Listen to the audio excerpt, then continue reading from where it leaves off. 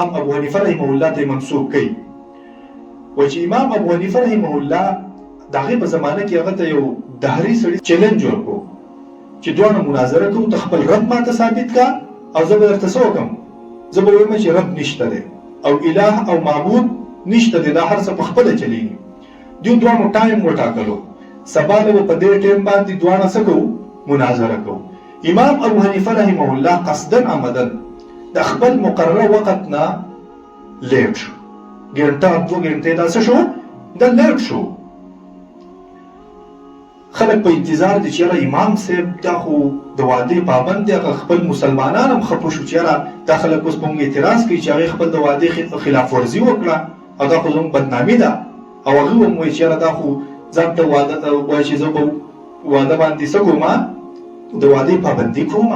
او دا خو رانغی. نو قصدن عمدن دا لیټ ورغی. چې کله لیټ ورغی نو خلکو ته تپوس وکړو چې تا موږ ته یو ټایم ټاکلی او ته په بل ټایم راغلی. نو هغه وایي چې صاحبه داسې کار و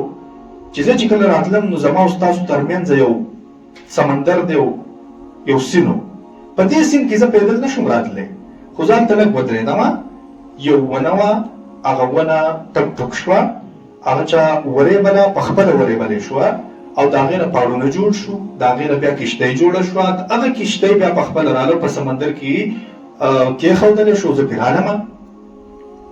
نو هغه وایي چې دا څنګه د کېدو خبره ده، دا موږ نه منو چې یاره دا داسې دا کار په خپله شوی.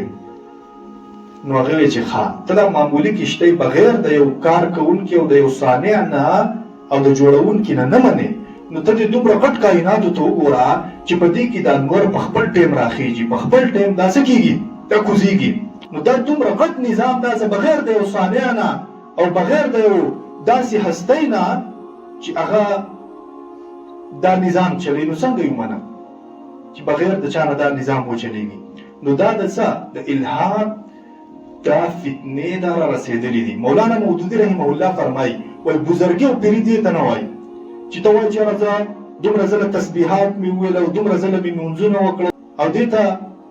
نیکي نه وایي، بلکې نیکي دې ته ویل کېږي چې ته دغم کې او د دې سره سره ته ځان هوښیار وساتې، د وخت فتنو نه ځان خبر کې